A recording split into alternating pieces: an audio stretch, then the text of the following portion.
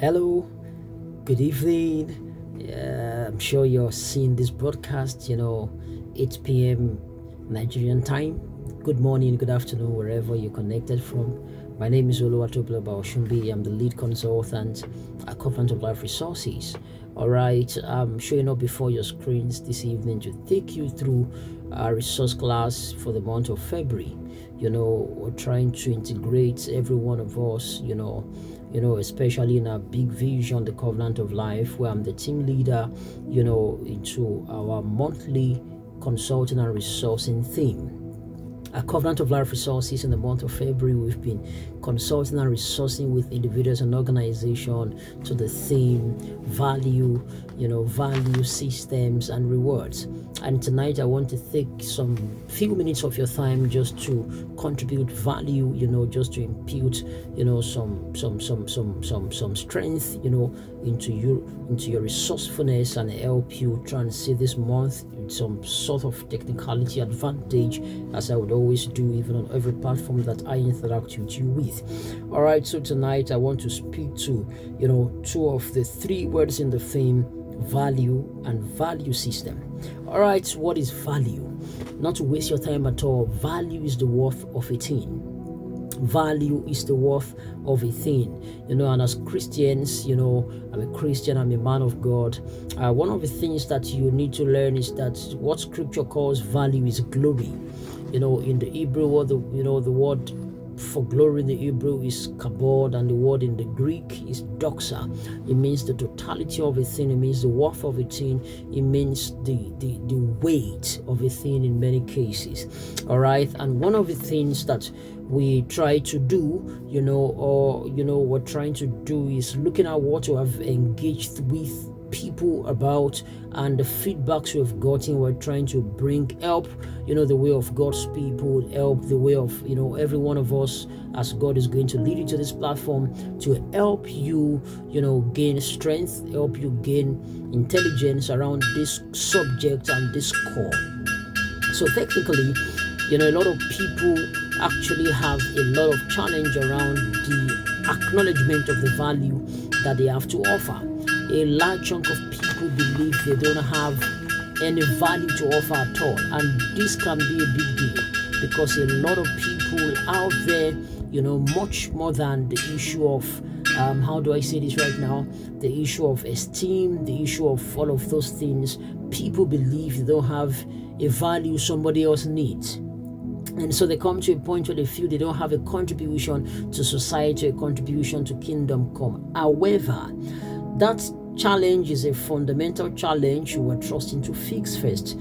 Do you have value? Everyone on it has a value to offer. The challenge is just to go up front. You may not be getting a financial commensurate rewardedness from the value you're contributing because of one reason. You have not seen the financial value of your value offered, and until you actually know the financial worth, you cannot see the currency evaluation of your financial worth. So basically, how do I find my value? How do I know the value I have to offer people? Very simple reality. And I'm not trying to, make what you're going through look like it's not a challenge, but this is the truth about it. Your value is actually recognized from and by your value system. What you actually value makes your value system, the things you value. And of course, yes, when we look into the things you value, if you're going to be honest and genuine, we'll begin to discern the value that you've got to offer. So do you value humanity? Do you value education? Do you value government? Do you value religion? Do you value, what are the things you value? It helps us know the value that you literally have to offer. This is the only way. And your value system, it's a big deal, because your value system, or the things you value, literally makes up your belief system. Your belief system transits your morals, ethics, your character development, your lifestyle, which is, character conformity. All right, for time's sake, I'm trying not to waste your time at all. One of the things you need to learn is you need to be sure that now you want to find the value without adulteration, because once you make a mistake in this fundamental or foundation, we may not be able to come to the point where you find rewardedness in the things you offer as value. Of course, yes. All right, so what you value, that means your value system. Are you sure is not an inherited culture and is not a product of a limiting mindset? You want to ask yourself these questions, because sometimes the things we value is a function of where we came from.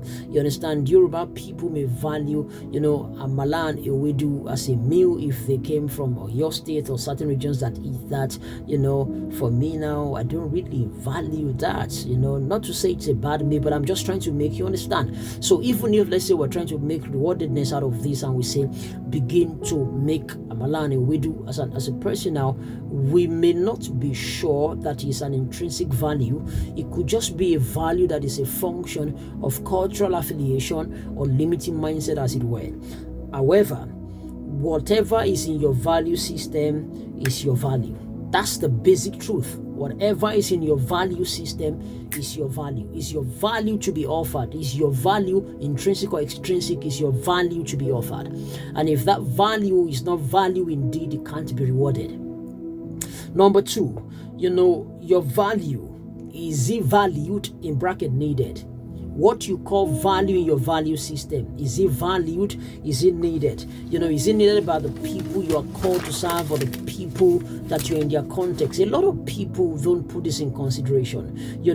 They think that because they value something, it means it's valued by their context. That you value it in bracket content does not mean it's valued in bracket context.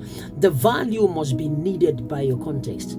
I used to say this sometimes when I preach in church, and I'll tell people, I'll say, just like beauty, you say, is in the eyes of the beholder, value is in the hands of the person receiving the value. Value is in the hands of the person receiving the value. Sometimes you feel ignored for so long. It feels terrible being valuable, but not discovered, but not discerned, but not received, But the challenge there in many cases is that what you're calling value is not valued by your context. Just imagine in this 2024, year that we are in right now, then you go, now I'm sure there are still use of Pitman shorthand as an example, but you go learn Pitman shorthand and you're telling people you want to write their letters for them in Pitman shorthand, or secretarial, activities in Pitman shorthand. You may like typewriting as an example, but not everyone is going to need some judicial papers all the time. That's not the official, flow of value as touching typesettings and all of that anymore.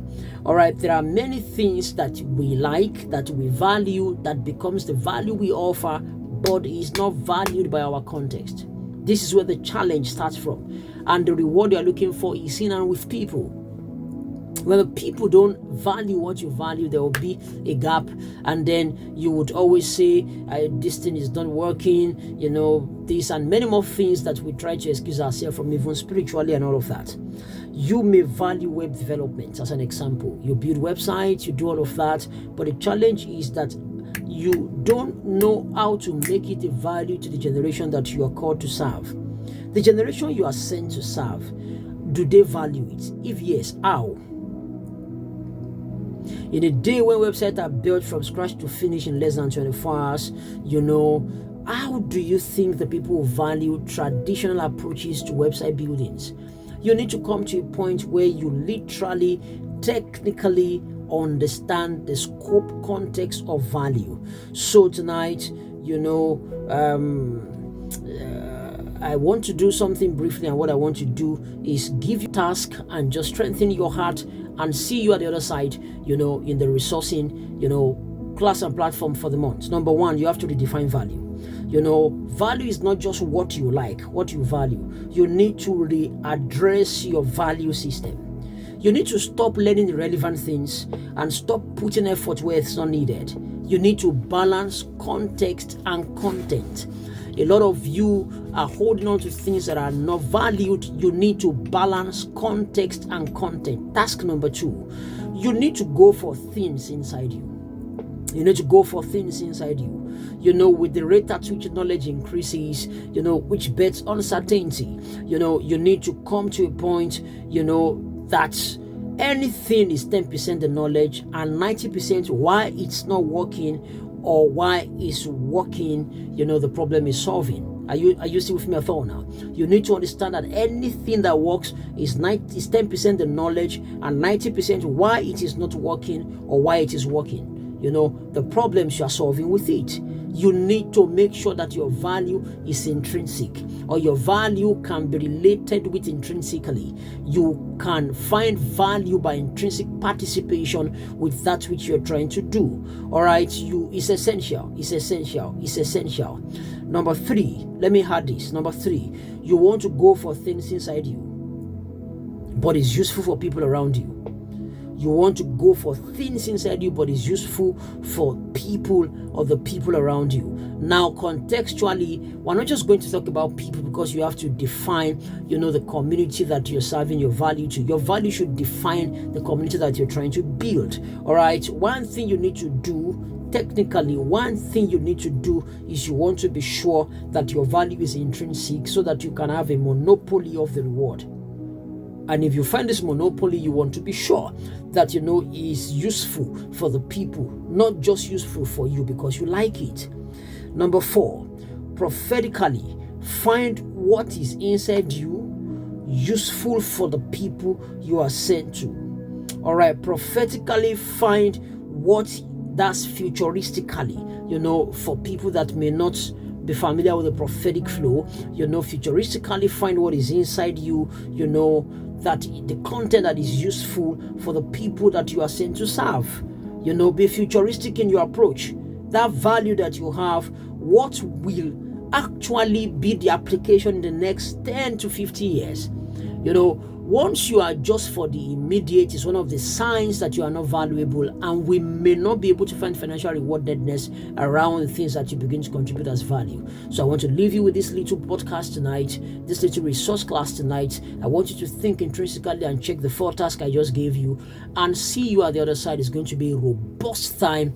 You just join our monthly resource class and resource consulting for just $20. That's 30,000 naira, and you're going to have access to 2 classes and 2 consulting sessions of 30 minutes each personally, where I'm helping you optimize your value. Thank you for listening. God bless you.